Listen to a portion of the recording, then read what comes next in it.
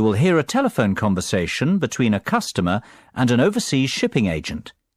First, you have some time to look at questions 1 to 8.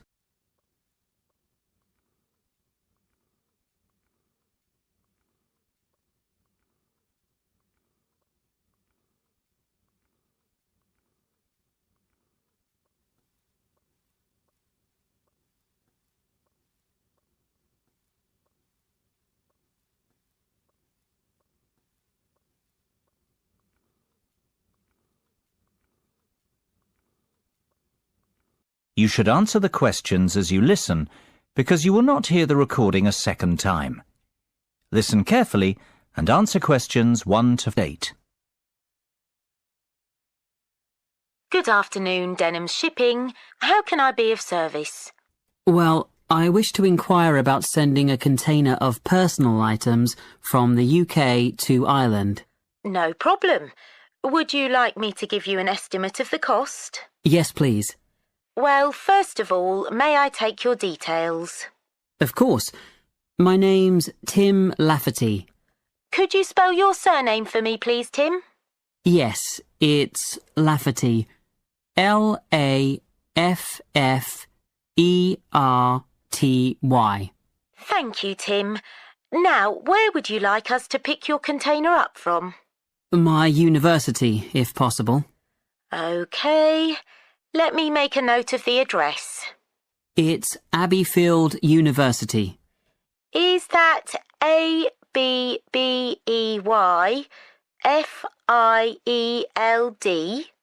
That's right. Park Street, Brighton. Perfect. And may I take down your postcode too? It's BR8 9P3. Great. Thank you, Tim. Have you the container's measurements? I do.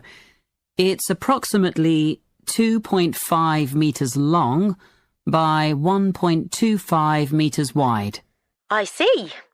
Quite a big one then. Indeed. And the height? I make it 1 metre and 20 centimetres deep. So that's 2.5 by 1.25 by 1.2. Right. And what will actually be in the box, Tim? Oh, mostly old uni books. OK. And some music albums. Anything else? Yes, a little bit of stationery. I see. And could you put an estimate on the value of the items? The books are quite valuable. They're worth around £1,800. The music albums, maybe half that, say £900. And you can put the stationery down as £300. Before listening to the rest of the conversation, you have some time to look at questions 9 and 10.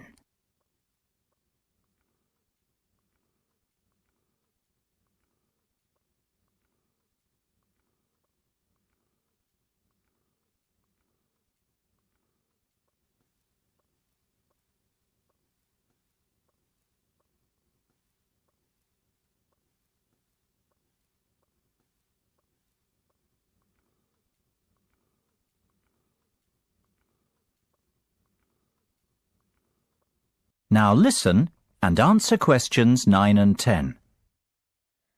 OK. And will you be purchasing contents cover from us also? I'm not sure what you mean. Sorry, let me explain. Because your items are worth more than £2,000, we recommend that you purchase insurance to cover yourself in the event of damage or loss. Makes sense. What are my options? Well, we offer 3 insurance deals: the premium rate, standard rate and economy rate ones. Premium offers full cover in the event of loss, damage or theft, which means you would be provided with the full cost of replacing your belongings. What about standard and economy? Standard will give you today's value. the second-hand value of your belongings, and economy provides you with a fixed payment of £1,000 in the event of loss, damage or theft. Well, I can afford to live without those books, to be honest. So just give me the cheapest option. We recommend standard cover for all our customers. No, thank you. That won't be necessary. The cheapest option will be fine. No problem. And one last thing, will you be needing delivery at your office, at your house, or do you intend to pick up your container at the port?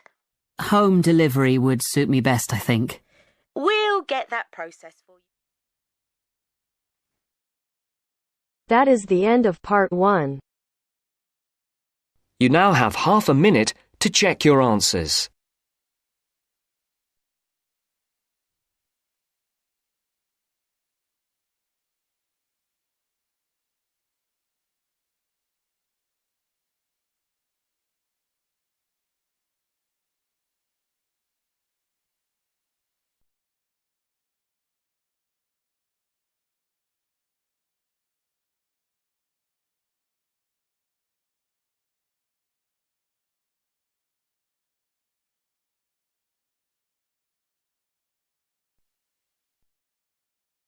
Part 2.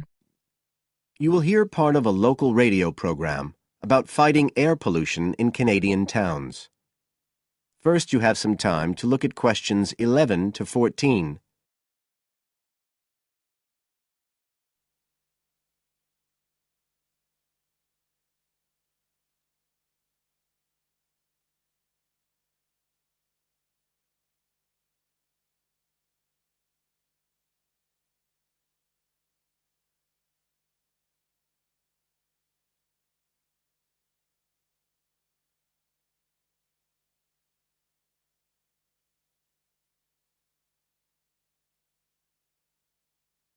Now listen carefully and answer questions 11 to 14.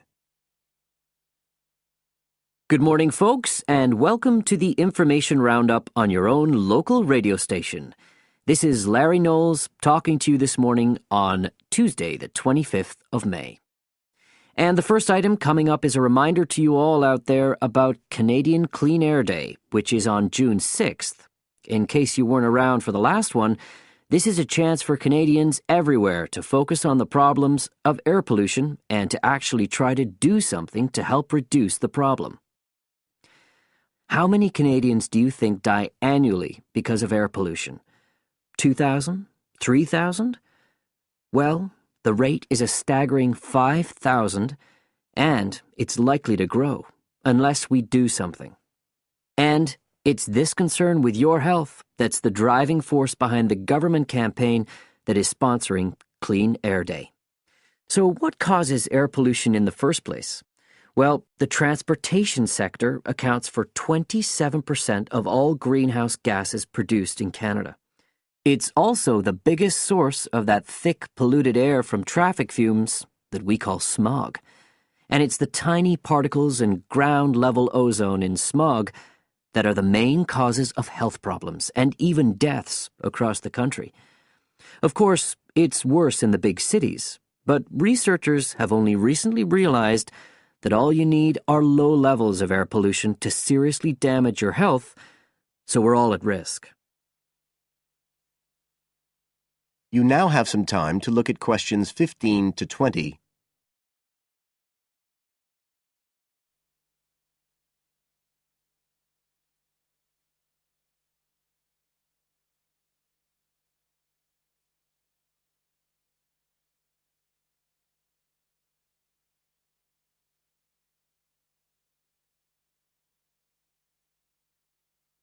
Now listen and answer questions 15 to 20. So, what can we do to fight air pollution? Well, it should be pretty obvious by now that the way we get to and from work every day can have a big impact on the air we breathe. So the easiest action you can take on Clean Air Day is to accept what we call the commuter challenge and get to work on foot or by cycling for a change. If you have to use your car, try carpooling and share the drive, or better still, use public transit. If everyone tries this for just one day, you'll be amazed by the difference it can make to the air in our towns and cities. But there's more you can do to improve air quality. For example, you can plant trees. And if you don't have a garden, then you can do your bit in other ways. For instance, did you know that modern, improved wood stoves can reduce wood smoke by as much as 80 to 90%? So you can make a big difference if you upgrade the appliances you use in your home. The government is also working hard on your behalf to clean up our air. Its priority is to reduce the emissions that cause smog, and they have clear plans to get there. Last year, Canada and the United States agreed to reduce emissions on both sides of the border between the two countries, and they plan to reach their targets in the next few years. The government's also taking action to get cleaner fuels.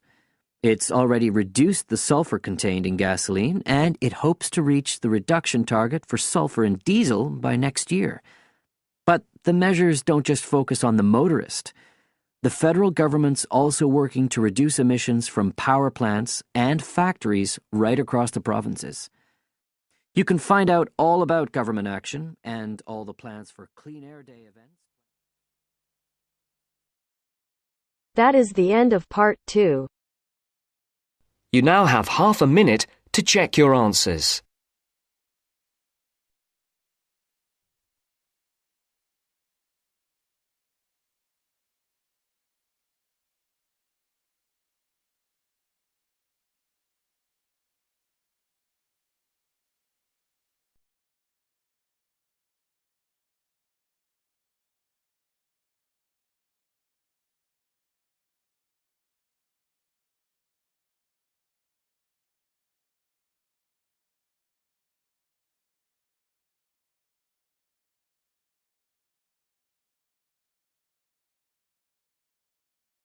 Now turns to part 3.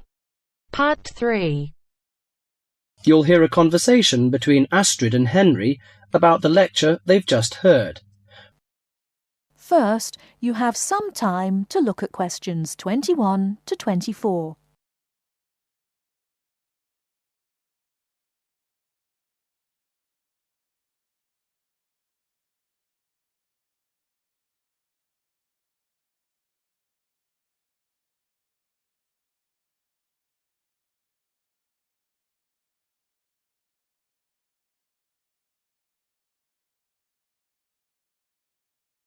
Now, listen carefully and answer questions 21 to 24.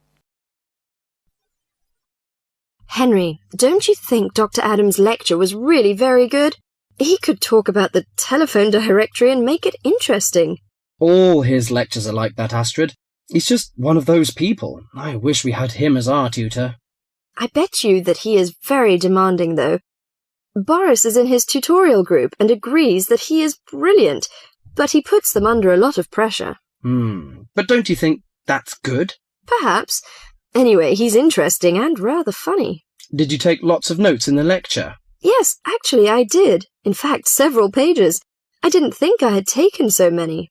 I was that busy listening to what was being said that I didn't take many notes. Can I photocopy yours? I don't think that's such a good idea.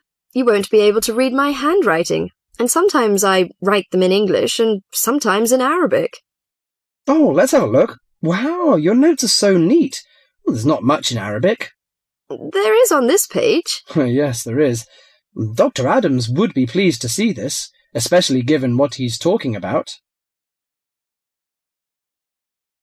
Before you hear the rest of the talk, you have some time to look at questions 25 to 30.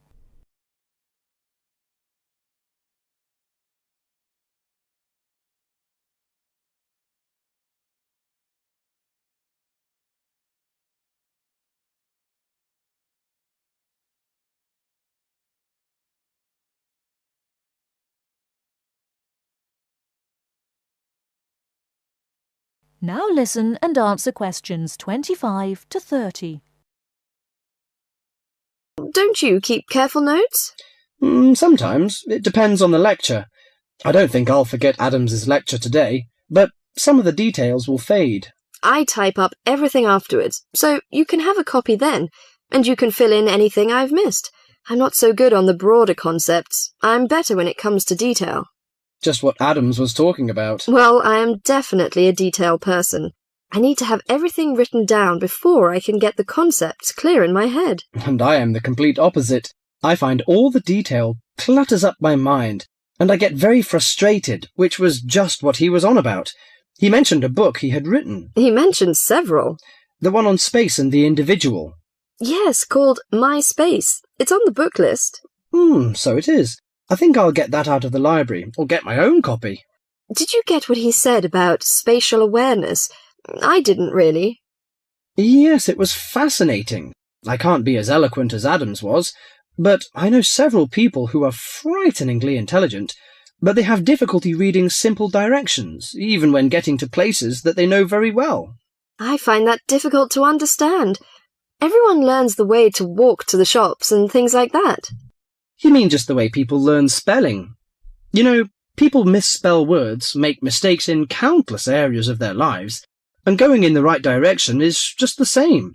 Remember what Adam said about the number of people who cannot tell left from right, north from south, and so on? Do you know which way is north? It's that way. You see, I couldn't have told you that. Really? I haven't a clue which way is which. That's why I'm always getting lost when I go out on my bike. And put me in a completely new place and I am totally lost. What about maps? Oh, I'm hopeless at reading them. But then you're brilliant at writing essays and getting all the ideas down in the right order, and I don't know where to start. Again, just what Adams was talking about. What we need to do is combine our skills. You teach me to cope with detail, and I'll teach you how to string concepts together. Okay, we can do that. That is the end of part 3. You now have half a minute to check your answers.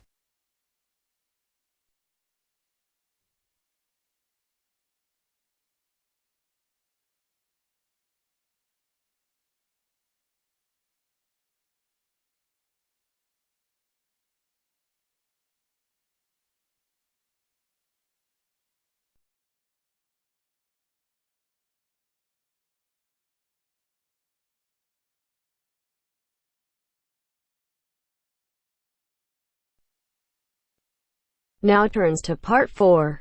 Part 4. You will hear a presentation by a student about a website she has designed for a supermarket. First, you have some time to look at questions 31 to 40 on pages 113 and 114.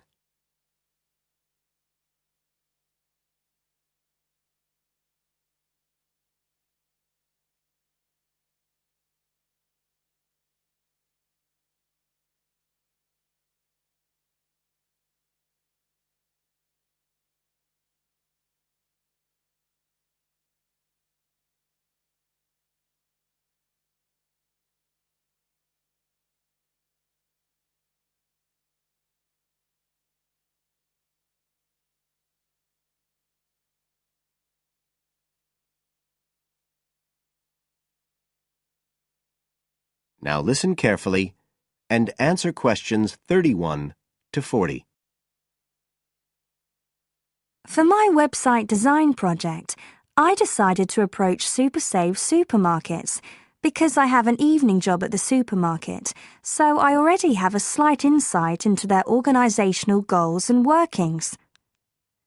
The field research for my project was in 2 stages. First, I had an interview with Mr. Dunn, who is in charge of SuperSave's customer care department.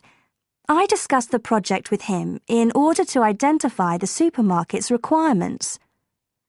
Mr. Dunn said customers are often unwilling to make a face-to-face complaint when they've experienced difficulties with a product or a member of staff or anything related to the supermarket. So he said a website which allowed members of the public to get in touch with the organisation and bring the problem to their attention in a private manner might be very useful, and we agreed that I'd work on this.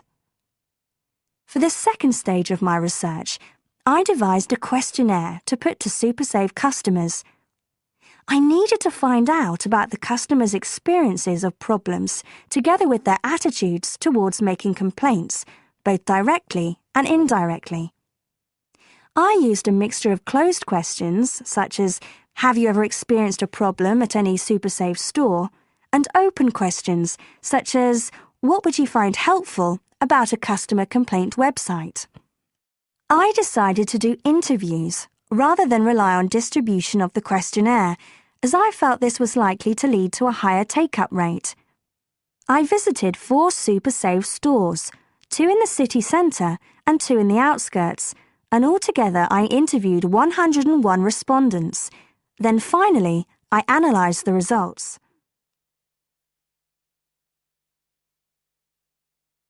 I found the results of the questionnaires to be very informative. I found that out of the total number of customers investigated, 64% had at some stage encountered a problem in a SuperSave store. Out of these people, the vast majority said that they hadn't reported the problem to any member of staff. They just kept it to themselves. The next thing I tried to find out was why they hadn't complained.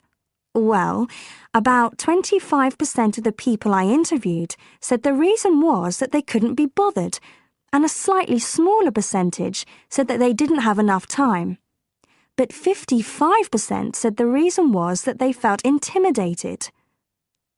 I finally asked if they would be more likely to complain if they didn't have to do it face to face, and nearly everyone I asked said that they would, 95% to be exact.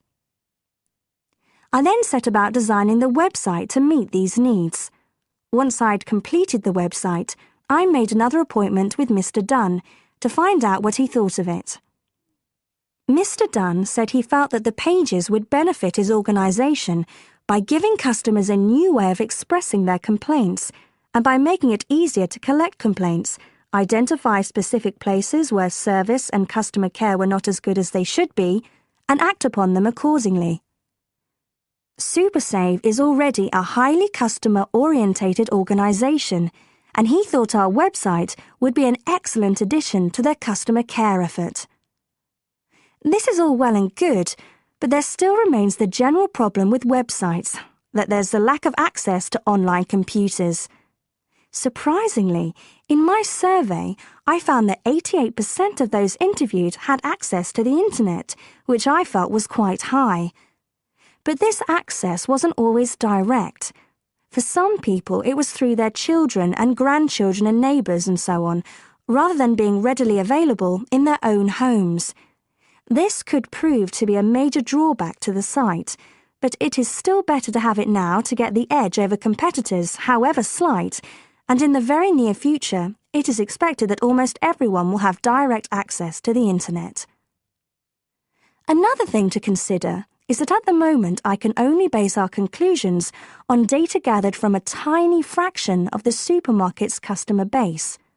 In order to get a better idea of how the site is doing and to see how well I have met my objectives, the site will need to have been up and running for at least a few months.